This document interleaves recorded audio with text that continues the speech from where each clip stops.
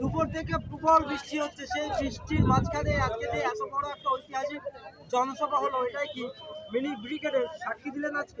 এর আগেও ভাঙড়ের মানুষ একাধিক বাধা বিঘ্নকে অপেক্ষা করে নওশাদ সিদ্দিকীর ডাকে তারা এসে, আজকে জানেন প্রাকৃতিক দুর্যোগে সোশ্যাল মিডিয়া থেকে শুরু করে খবর মাধ্যমে বিভিন্ন মানুষকে সতর্ক করছেন। তারপরেও ভাঙড়ের মানুষ নওশাদ সিদ্দিকীর প্রতি যে ভালোবাসা, ভাঙড়ের মানুষের যে শাসকের দুর্নীতিতে, শাসকের অত্যাচারে যেভাবে তাদের যন্ত্রণায় রেখে দিয়েছিল, সেই যন্ত্রণার অপারেশন দিতেই আজকে এই বাদলাকে উপেক্ষা করে আজকে 6 লাইনের জনসভায় যে হাজার হাজার মানুষ এসছে, এটাই প্রমাণ করে দেয় আগামী 1 জুন 1 তারিখে আমাদের নূর আলম খান মহাশয় এখান থেকে জিতছেন, আগামীতে তিনি দিল্লির পার্লামেন্টে আসছেন।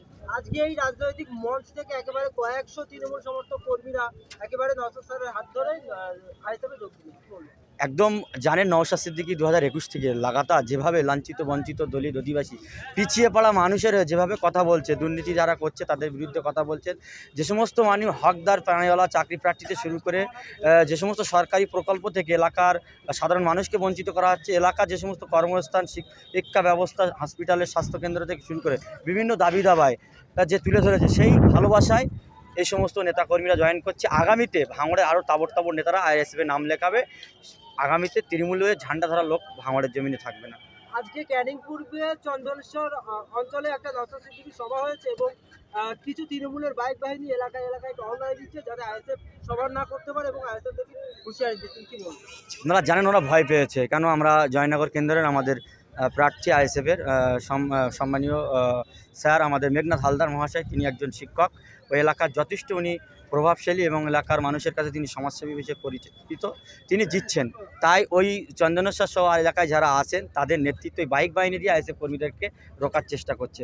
আগামী 1 তারিখ যদি শান্তিপূর্ণভাবে নির্বাচন হয়, ক্যানিং সহ জয়নগরেও আমাদের প্রার্থী জয়লাভ করছেন, তিনিও আগামীতে দিল্লির পার্লামেন্টে আসছেন। এই এলাকার মানুষের জন্য জাতি ধর্ম নির্বিশেষে এলাকার রাস্তাঘাট থেকে শুরু করে স্বাস্থ্য শিক্ষা থেকে সুস্থ কর্মস্থানের দাবিতে তিনি দিল্লির পার্লামেন্টে বলে এলাকার মানুষের সাজিয়ে তোলেন। এর আগে তৃণমূলের হয়ে অবজারভার ছিল স্বাগত মোল্লা, তিনি থাকাকালীন সন্ত্রাসী চলেছে, কিন্তু তাঁকে বাদ দিয়ে অভিষেক অবজারভার হলেন। সেই অবজারভার হওয়ার সাথে সাথে ভাঙড়ে তুমুল এতে সন্ত্রাসী চালু হয়ে গেছে তৃণমূলের পক্ষে। আপনারা জানেন সেই দিনেই আমাদের একটা পাল্টা বলবো না, আমাদের ঘোষিত প্রোগ্রাম ছিল পোলের হাটেই ভাঙড় বিধানসভার একটা পার্টে, সেখানে 2-3টে অঞ্চলের কর্মী সমর্থকদের আয়োজকে হাজার হাজার মানুষ, যে মানুষ প্রোগ্রামে ভোজরাটে জড়ো করতে কয়েক লক্ষ টাকা ব্যয় করেছে, কিন্তু নওশাদ সিদ্দিকীর যে প্রোগ্রাম সেখানে কয়েক হাজার টাকাও ব্যয় হয়নি।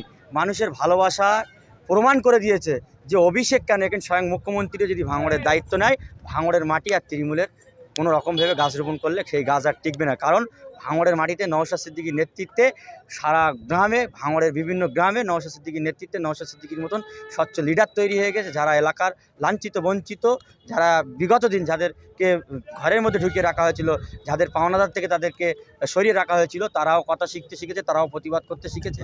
তাই তারা ভয় পাচ্ছে, একের পর এক অবজারভার করছে, একের পর এক কনভিনার করছে, কোনো কিছুই ঠাঁই পাবে না। আগামী 1 তারিখে ধুয়ে মুছে সাফ হয়ে যাবে তৃণমূল কংগ্রেস। আমরা দেখেছি ভাঙড়ে যেই দায়িত্ব নেয় তার কেরিয়ার শেষ হয়ে যায়, এবার কি অভিষেকের পালা? একদম অভিষেক ব্যানার্জি যদি নওশাদ ভাই যদি আমাদের দল অনুমোদন দিত, যদি ডায়মন্ড হারবারে নামাতো, অভিষেক ব্যানার্জি আর খুঁজে পাওয়া যেত না।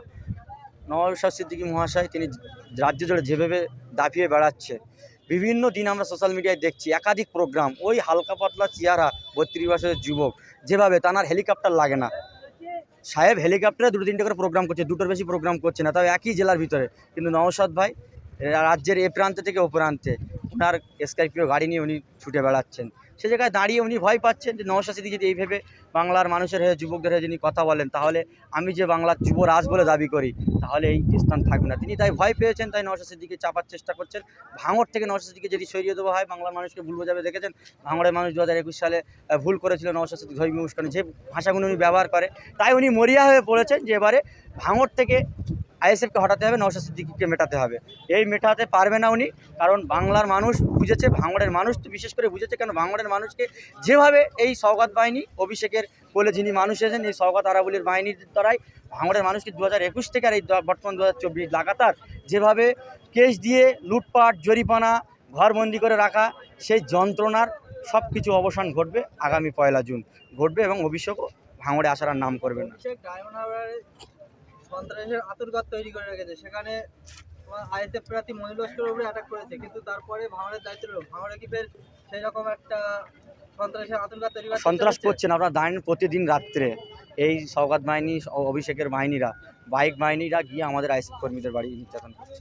গতকাল আমাদের চালতেবাড়ি অঞ্চলে এক কর্মীর বাড়ি, আমাদের নেতৃত্বের বাড়ি, এই পুলিশ দিয়ে এবং পুলিশ সেজে ছদ্মবেশে পুলিশ সেজে আমাদের কর্মীর বাড়িতে ঘেরাও করেছে এবং তার বাড়ির মহিলারা আছেন, তার বোনেরা আছে, মারা আছে, তাদেরকেও রাত্রেবেলা লেডি পুলিশ না দিয়ে তাদেরকে ঘুম থেকে তুলে বাড়ি সার্চ করছে। পুলিশ প্রশাসনকেও লাস্ট টাইম ওরা কাজে লাগাচ্ছে, কারণ জানে ভাঙড়ের মানুষের কাছে কিছু আর ব্যবহার পাচ্ছে না, তাই পুলিশ দিয়ে ব্যবহার করছে। আমি পুলিশ প্রশাসনকে অনুরোধ করব, আপনারা এইভাবে রাত্রেবেলা কোনো রকম তাড়াবেন না, নচেত আগামী দিন আমরা আমাদের আইএসএফের দলের অনুমতি নিয়ে আমরা থানা ঘেরাও করতে বাধ্য হব। কারণ আপনাদের যে সুনাম আছে কলকাতা পুলিশের, সেই সুনামটা রাখান। বিগত দিন ভাঙড়ের যারা দায়িত্ব ছিলেন লোকাল পুলিশ, তাদের কাছে প্রশাসনের, ভাঙড় মানুষের কাছে একটা প্রশাসন মানে গুন্ডা, প্রশাসন মানে সন্ত্রাস, প্রশাসন মানে রাত্রের বাহিনী বলে পরিচিত। তাই আপনাদের বলবো, আপনাদের যে উদ্দি, আপনাদের যে পোশাক, এই পোশাকের অনেকটা শান মর্যাদা আছে। এই পোশাকের মর্যাদা দিয়ে যদি একাধিক আমাদের আইএসএফ কর্মীর নামে যদি আপনাদের কাছে কোনো অভিযোগ লিখিত কমপ্লেন থাকে, আপনারা তাদেরকে থানায় রাখেন বা তাদেরকে নোটিশ ধরান, নিশ্চয়ই তারা থানায় এসে আপনাদের সঙ্গে দেখা করবে। রাতের বেলা এইভাবে এসে আসবেন না, কারণ ভাঙড়ের মানুষ যদি এক হয় আগামী দিন আমরা থানা ঘেরাও করতে বাধ্য হব। আমরা দেখছি বিভিন্ন অঞ্চলে যেখানেই নওশাদ সিদ্দিকী প্রোগ্রাম করছে সেখানেই তৃণমূল ছেড়ে আইএসএফে যোগ দিচ্ছে। তৃণমূলের কি বড় ফাটল হচ্ছে? তৃণমূলের পচন লেগেছে, পচনটা ওপর থেকে আস্তে আস্তে গোড়া পর্যন্ত এসে গিয়েছে, আর অল্প কিছুদিনের মধ্যে গোড়াটাও তুলে করে দিতে হবে। এই মাটিতে একমাত্র আইএসএফই বীজ পুঁতেছে এবং এই আইএসএফের বীজ সারা ভাঙড় জুড়ে প্রতিটা গ্রামে, প্রতিটা মাটিতে, গ্রামের মাটিতে আইএসএফই থাকে।